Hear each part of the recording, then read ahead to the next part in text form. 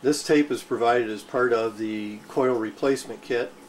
It's designed to help you through the steps of taking the old coil out and putting a new coil in. I want to say up front that I accept no responsibility or liability for your safety in replacing this coil if you do not follow the proper safety steps. Number one would be to make absolutely sure that the unit is no longer plugged into an electric source. You also want to make sure that the unit has been off long enough so that it's cooled off. Following those two safety rules, the rest of the installation is relatively easy. I want to show you some of the parts. The kit comes with a coil. That's before it's stretched out. And two of these holding wires that have a loop on one end that hold the quartz tubing with the coil inside into the unit. There's one here and one there, and I'll show you how that goes when we go to remove them and put the new ones in. I want to cover a few tools while we're at it. You're going to need a flat blade screwdriver. You're going to need a 3/8 nut driver and a 1/4 inch nut driver. If you don't have nut drivers, you can use socket wrenches. The small rod, you can also use a piece of coat hanger, and you'll see what that's for when we install the coil. I have some needle nose pliers, flat nose pliers, and a pair of cutters. Now you may only need one pair of pliers when you get around to doing this. It'll be up to you at that point. So the first thing I want to do is we're going to turn this box around, and we're going to open up the electrical part of the box and disconnect the old coil. There are two screws that hold the cover in place. You don't need to take them out all the way, just back them off. And slide the cover to one side and drop it down.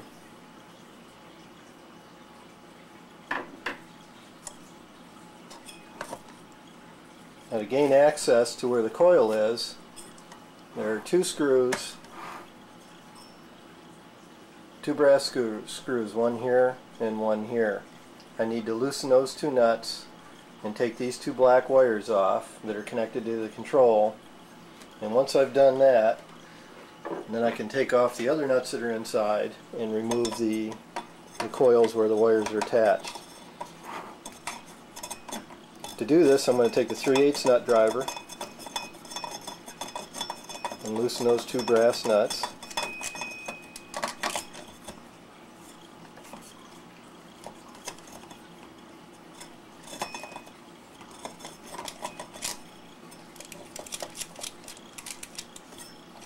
Set those right up here.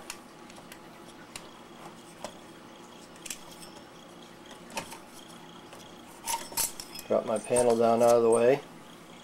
Those are the only other two wires that you should have to remove, are the two black wires that were attached to the point where the coil is attached. Now there's two more nuts in behind that, and I'm going to remove those. There's also a washer.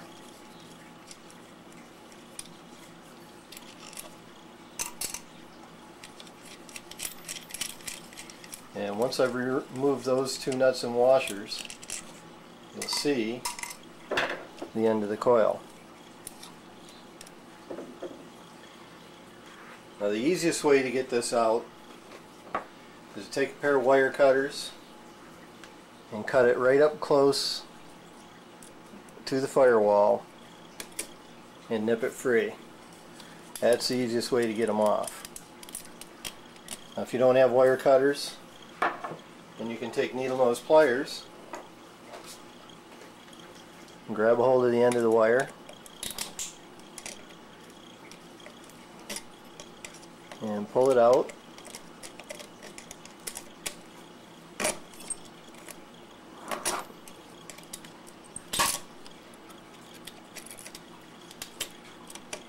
And straighten the wire out as much as you can so that when you pull it through the firewall, it does not grab onto the insulating material.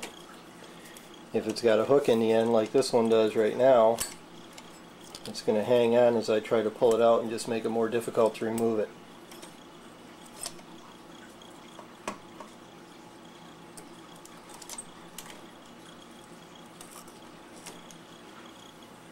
Now that that's straightened out, the coil is ready to come out. But before I can pull it out, I'm going to need to loosen the two screws that are holding the wires that hold the quartz rod in place. So I'm going to take my 1/4 inch nut driver, and you can see the screws that the wires are attached to.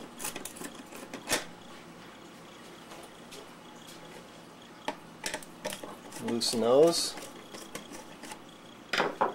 Now again, the easiest way to get rid of these is to take the wire cutters and cut the wire. But you also can use the needle nose pliers. Once they've been cut, I can bring my unit around and remove the old coil.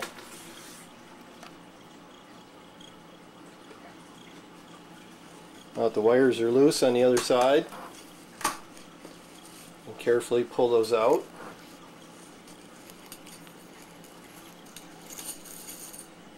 Slide the quartz tube off of the coil. Remove the old wires, because these are the wires we're going to replace.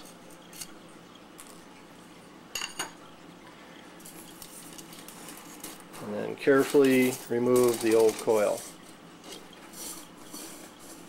Now the old coil has also a quartz tube running through the center of it. So you need to back this up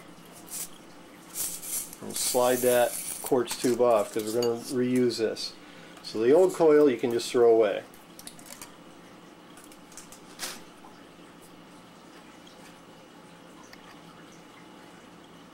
Now this next part is very critical. You need to take the smaller quartz tube and run it down through the center of the coil. Make sure that the longest lead is at the top of the tube. Take the longest lead now and put it down through the center of the tube.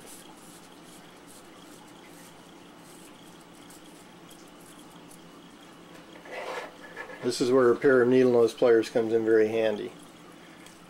You get down to that last inch or so, you need to feed that loop. See what we've got here? You need to roll this up against tight to the tube, and then continue to feed this little loop down into the tube. Be careful not to crimp it or bend it. You want a nice loop on the end, just like that.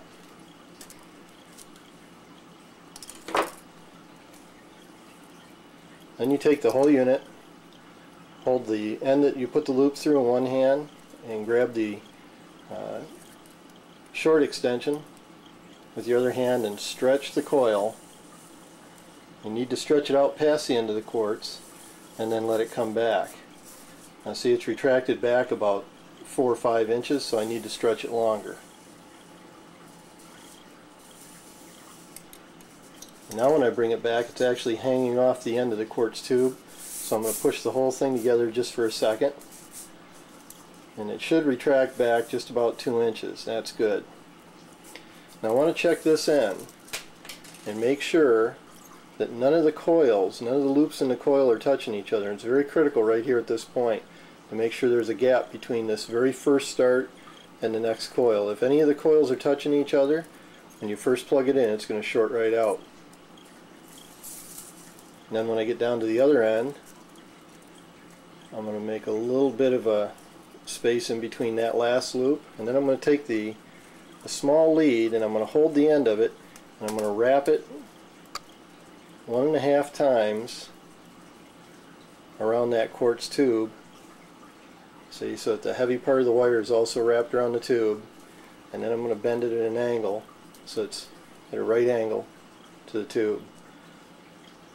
So now my 2 leads, one through the center and then one wrapped around the side, are ready to go into the other tube. Now the larger tube has a notch in one end, and this notch is so that when I slide this carefully into the larger tube,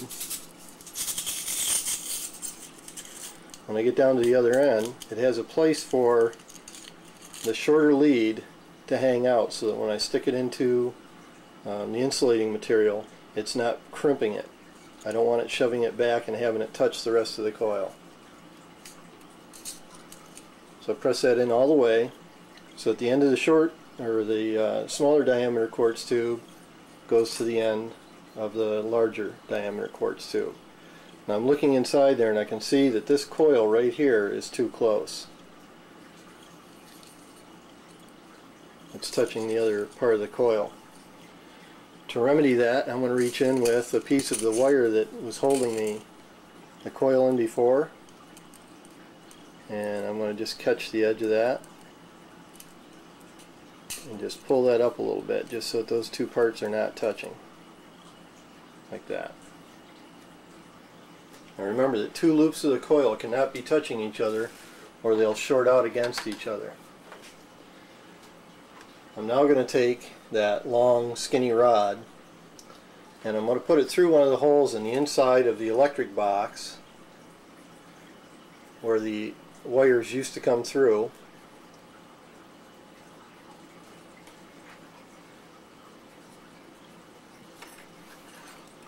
I'll start with a hole to the furthest point, and you can see the wire come through. And now what I'm going to do is take the longest lead and I'm going to hold it against the end of that rod and pull the rod back and push at the same time with the lead. That way the lead on the coil will follow the rod through and come out the hole.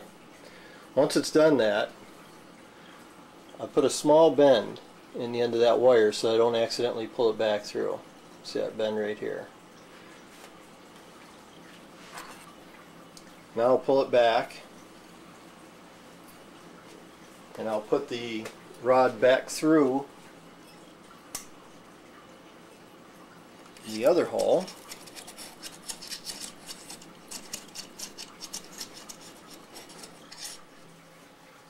And follow the same procedure. I'll take the short lead and carefully hold it against the end of the rod, and I'm pulling the rod through and following it with the lead.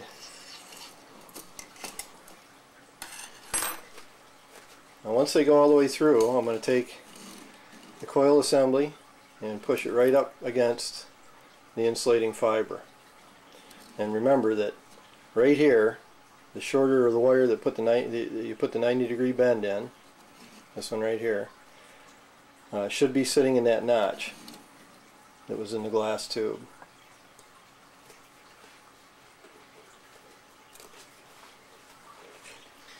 At this point, I'm going to put my two holding wires on. I'm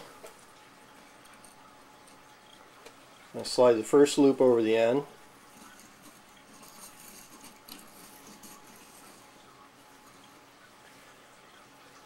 Now I'm going to take this rod down into the corner and let it sit right on the bottom. It's going to get it out of my way for a minute.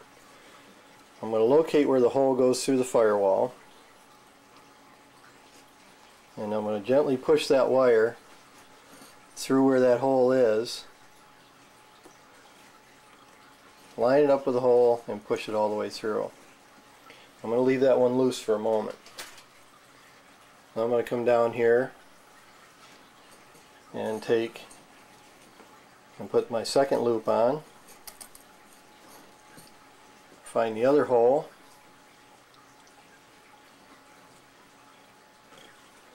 and do the same thing. Run the wire through and run it through the hole in the box. And I'm going to put my coil rod assembly up into position. Turn my box around here so we can see the other side. Close the lid for you.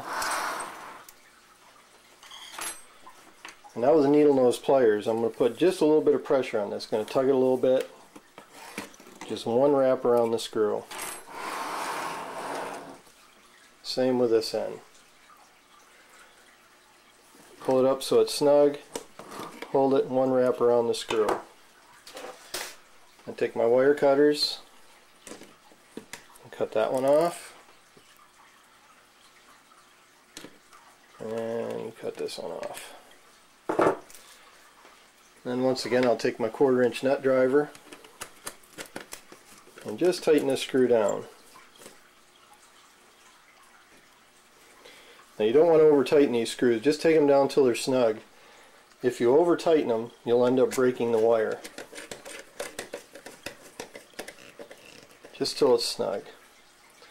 Okay, so the coil's in place. Now we're going to come back and hook up our leads. Now you can see where the raw ends of the leads come through the fire block. And what I want to do is take each lead and carefully wrap it around the screw.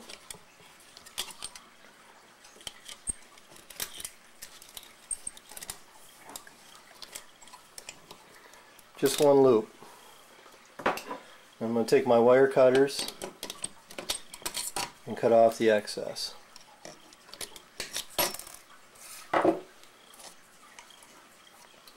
I'm going to take my washers and a nut and put a washer and nut on each one of the screws.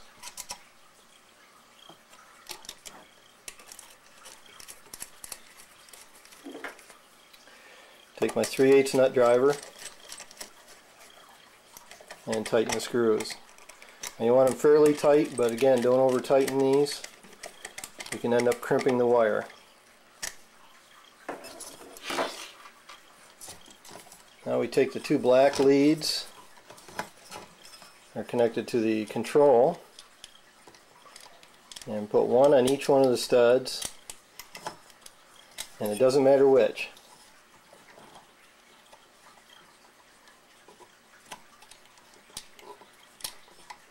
Usually you can see that the right one has been on the right side and the left one has been on the left side.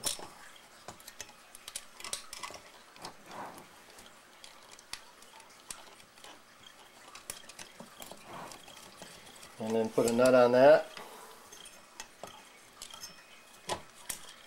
Attach the other wire. And put a nut on that one. I know it's hard for you to see this part because my hand's in the way.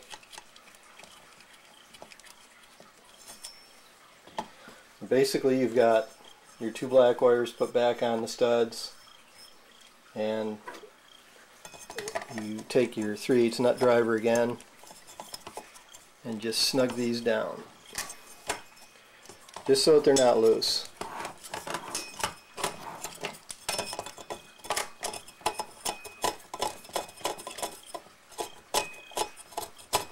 I like to snug them down with the black wires hanging straight down. Okay, so there's the 2 wires firmly attached. Now the other thing you have to make absolutely sure of is that none of the rest of these wires, when you put this cover back on, goes up against either of those gold screws. Those gold screws get hot when the unit's running, so make sure that they don't contact the gold screws. Take and slide your cover back into place.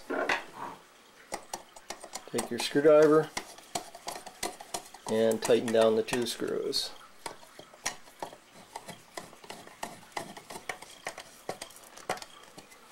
And that's it. You've just replaced the coil in your bead annealer.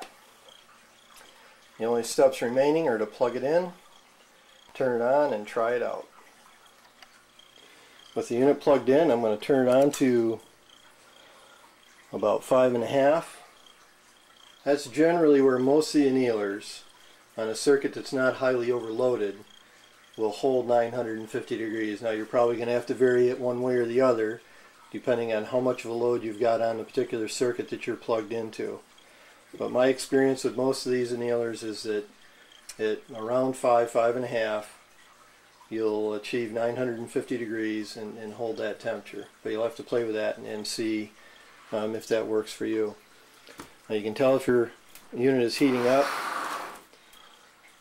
by opening the lid and looking at the coil. Within just a few seconds, that coil should start to glow. Now if you want to move it up faster, then put your unit on high, but don't walk away from the unit when it's on high. Leaving your unit on high and letting it go over 1200 degrees greatly shortens the life of your coil and may be the reason that you're replacing the coil to begin with. These coils should easily last 5 to 6 years without any problems if you don't overtemp them. Now you can see that this coil is lighting up. I'll look at it to make sure that it looks like it's heating fairly evenly. Now at this point, if any of your coil pieces were touching each other, the coil would burn up. I latch it down. I'm going to come back to about 5.5, and there you're done.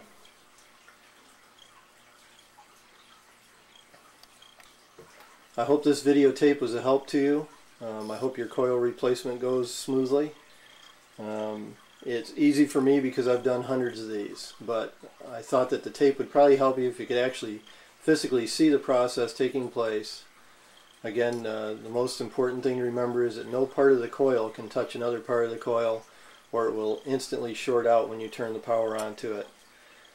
So be careful, be safe, and enjoy your bead making.